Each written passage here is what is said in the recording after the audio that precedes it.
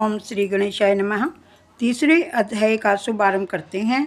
इसमें भगवान शिव और दक्ष प्रजापति का मनोमालिन्य का वर्णन किया गया है। श्री राधे राधे। दक्ष प्रजापति की छोटी कन्या सती का विवाह शिवजी के साथ हुआ। दक्ष प्रजापति ने शिवजी का अपमान किया, इसलिए सती ने अपना शरीर यज्ञ में भस्म कर दिया। भगवान शंकर महान हैं, चराचर जगत के गुरु हैं। संत ज्ञानेश्वर जी ने ज्ञानेश्वर जी से कहा, जगत में जितने धर्म संप्रदाय हैं उनके आदि गुरु श्री शंकर जी हैं। गुरु किए बिना मत रहो। सभी मंत्रों के आचार्य शिव जी हैं, इसलिए उनको गुरु मानकर मंत्र दीक्षा लेनी चाहिए। विदुर जी कहते हैं, देवी देवों में सबसे श्रेष्ठ शिवजी के साथ दक्ष प्रजापति ने वैर किया। इस बात को सुनकर बहुत आश्चर्य होता है। यह कथा मुझे विस्तार से सुनाइए। मैत्रेय जी कहते हैं, प्राचीन काल में प्रयाग में बहुत बड़ा ब्रह्म सत्र हुआ। त्रिग्रही का योग जब होता है तब महाकुंभ होता है। गरुड़ जब अमृत लेकर जा रहा था तब चंद्र, सूर्य और गुरु इन तीनों ने अमृत कुंभ की रक्षा की थी। ज्ञान और भक्ति जब मिलते हैं तब मानव समाज में सुख और शांति होती है। श्री राधे राधे। श्री राधे राधे। प्रयागराज में बड़ा ब्रह्म सत्र हुआ। सभा में शिवजी अध्यक्ष के स्थान पर थे। उस समय दक्ष प्रजापति वहाँ आए। जहाँ भी मनुष्य बैठा हो वहीं भक्ति करे, वह उत्तम भक्त है। शिवजी महाराज भगवान नारायण का ध्यान कर रहे थे। सभा में कौन आया कौन गया उसका उनको भान न था। दक्ष वहाँ आए, दूसरे देवों ने उठकर उनका सम्मान किया, परंतु शिवजी खड़े नहीं हुए। उस समय क्रोध में आकर दक्ष ने शिवजी की निंदा की। श्री राधा स्वामी ने तो निंदा में से स्तुति के अर्थ निकाले, अर्थात इन निंदा के शब्दों में से भी शिवजी की स्तुति रूप में अर्थ निकाले गए हैं। श्रीमद् भागवत पर सबसे उत्तम टीका श्रीधर स्वामी की मानी गई है। वे नरसिंह भगवान के भक्त थे। श्री राधे राधे। दशम स्कंद में श्री कृष्ण की शिशुपाल ने निंदा की है।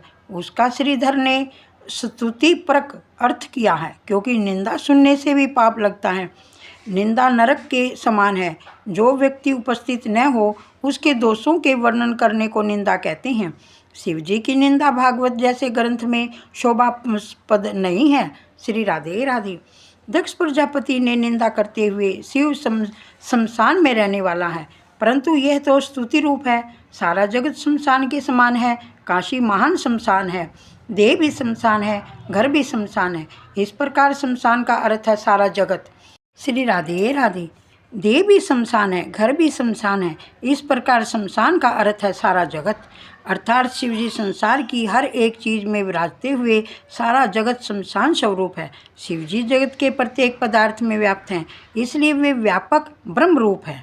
जगत की प्रत्येक चीज़ में शिव तत्व है, ब्रह्म तत्व व्यापक है। श्री राधे राधे। भगवान शंकर आशुतोष हैं। शिवजी के दरबार में हर एक को प्रवेश मिलता है। ऋषि, देव, दानव, भूत, पिशाच भी आते हैं। शिवजी का दरबार सबके लिए खुला रहता है। शिवजी का दरबार सबके लिए यदि खुला न होता तो ये बेचारे भूत पिशाच कहाँ जाते। राम जी के दरबार के दरवाजे पर हनुमान जी गदा लेकर खड़े रहते हैं। जिसने मेरे राम जी की तरह भाई पर प्रेम रखा हो, राम जी की तरह मर्यादा का पालन किया हो, पर स्त्री को माता समान माना हो, उसे ही अंदर जाने का अधिकार है। राम जी की प्रत्येक मर्यादा का पालन करोगे तो राम जी के दरबार में प्रवेश मिलेगा। इस प्रकार का बर्ताव न हो तो हनुमान जी गदा मारकर बाहर निकाल देते हैं। राम जी राजाधिराज हैं। उनके दर्शन रात्रि के 12 बजे के बाद नहीं होते। शिवजी के दर्शन जिस समय चाहो उसी समय कर सकते हो। श्री राधे राधे। शिवजी कहते हैं, तुझे जब भी समय मिले तब आ। मैं ध्यान धर कर बैठा हूँ। कृष्ण के दरबार की बात भी दशम स्कंद में आती है। कन्हैया कहता है, मेरे दरबार में आना हो तो साड़ी पहननी पड़ेगी, नाक में बाली डालनी पड़ेगी। राधे राधे। वे कहते हैं, मेरे दरबार में आना हो तो गोपी बनो। गोपी बनकर आओगे तो मेरे दरबार में प्रवेश मिलेगा। जिसकी अपेक्षा कम होती है वह उदार बन सकता है। एक बार कुबेर भंडारी शिवजी से पूछते हैं, आपकी क्या सेवा करूं? शिवजी कहते हैं, जो दूसरों की सेवा मांगता है और लेता है वह वैष्णव नहीं है। जो दूसरों की सेवा करता है वही वैष्णव है। मेरी तरह नारायण नारायण करो। माता पार्वती ने कुबेर से कहा, मेरे लिए सुवर्ण महल बना दो। कुबेर ने सुवर्ण महल बना दिया। वास्तु पूजा किए बिना महल में प्रवेश नहीं किया जा सकता। वास्तु पूजा के लिए रावण को बुलाया गया। रावण ने वास्तु पूजा कराई। शिवजी ने रावण से कहा, जो मांगना हो मांग लो। रावण कहता है, यह अपना महल ही मुझे दे दो। श्री राधे राधे। पार्वती जी कहती है, मैं जानती थी ये लोग कुछ भी रहने नहीं देंगे। मांगने वालों ने नहीं देना मरण के समान है। शिवजी ने सुवर्ण महल रावण को दे दिया। रावण जैसा कोई मूर्ख नहीं हुआ। रावण ने कहा, महाराज महल तो बहुत सुंदर है दिया, अब इस पार्वती को भी मुझे दे दो। शिवजी ने कहा, तुमको ज़रूरत हो तो ले जाओ, जगत में ऐसा दानवीर कोई नहीं हुआ। रावण माता जी को कंधे पर बिठाकर ले जा रहा है। पार्वती ने श्री कृष्ण को स्मरण किया। श्री कृष्ण ग्वाल बनकर मार्ग में आए। उन्होंने रावण से पूछा, तुम किसे ले जा रहे हो? श्री राधे राधे। रावण बोला, शंकर भगवान ने मुझे पार्वती दे दी है। श्री कृष्ण ने कहा, तू कितना भोला है, शिवजी क्या तुझे पार्वती दे देंगे? असली पार्वती को तो वो पाताल में छिपा कर रखते हैं। यह तो तुमको पार्वती की दासी दे दी है। दासी देकर तुमको बहला दिया। असली पार्वती की देह में से कमल की सुगंध आती है, इसके शरीर में से क्या ऐसी सुगंध आती है? रावण दुविधा में पड़ गया। पार्वती जी रावण के साथ जाने की इच्छा नहीं थी। उन्होंने शरीर में से दुर्गंध निकाली। रावण ने उसी जगह पार्वती को छोड़ दिया। रावण चला गया। बाद में प्रभु ने उसी जगह माता की स्थापना की। वही द्वितीय पायनी देवी है। श्री राधे राधे। दक्ष बोला, शिव शौचरिचारी तथा गुणहीन है। प्रकृति के कोई भी गुण शिव जी में नहीं है, अतः वे निर्गुण ब्रह्म विधि निषेधातीत परमात्मा हैं। शास्त्र की प्रवृत्ति, विधि निषेध की प्रवृत्ति अज्ञानी जीव के लिए है, शिव जी के लिए नहीं। दक्ष प्रजापति ने कहा, आज से किसी भी यज्ञ में दूसरे देवों के साथ शिव की आहुति नहीं दी जाएगी। श्रीधर स्वामी ने अर्थ किया, सब देवों के साथ नहीं, शिव जी सभी देवों में श्रेष्ठ है, अतः महादेव हैं। इतर देवों से पहले शिव जी को आहुति दी जाएगी। यज्ञ के बाद जो बचेगा वह भी समाप्ति में शिव जी को ही दिया जाएगा। श्री राधे राधे। शिव महापुराण में कहा है, शंकर और पार्वती की शादी हो रही थी। श्री राधे राधे। विवाह के समय 3 पीढ़ी का वर्णन करना पड़ता है। शिवजी से कहा गया, अपने पिता का नाम बताइए। शिवजी सोच में पड़ गए, मेरे पिता कौन है? महारुद्र शिव का जन्म नहीं हुआ। नारद जी ने कहा, बोलो मेरे पिता ब्रह्मा हैं। शिवजी ने कहा, मेरे पिता ब्रह्मा हैं। फिर पूछा गया, तुम्हारे दादा का कौन है? शंकर बोले, विष्णु दादा हैं। फिर पूछा गया, आपके परदादा कौन है? यह सुनकर शिवजी बोले, मैं ही सबका परदादा हूँ। शिवजी महादेव हैं। सूत जी वर्णन करते हैं, राजन, शिवजी के मस्तक में ज्ञान रूपी गंगा थी। निंदा सुनकर भी सहन कर ली। शंकर के मस्तक में ज्ञान गंगा है। श्री कृष्ण के चरणों में ज्ञान गंगा है, अतः वे शिशुपाल की निंदा सहन करते गए। प्रतिकार करने की शक्ति करने पर भी जो सहन करता है वही महापुरुष है। वह धन्य है जिसके सिर पर ज्ञान गंगा हो, वही निंदा सहन कर सकता है। निंदा सहन बहुत कठिन है। निंदा सहोगे तो प्रगति कर सकोगे। जो कलह बढ़ाता है वह वैष्णव नहीं है। अतः शिवजी सभा में एक भी शब्द नहीं बोले। श्री राधे राधे। सभा में नंदिकेश्वर विराजे थे, उनसे ये सब नहीं देखा गया।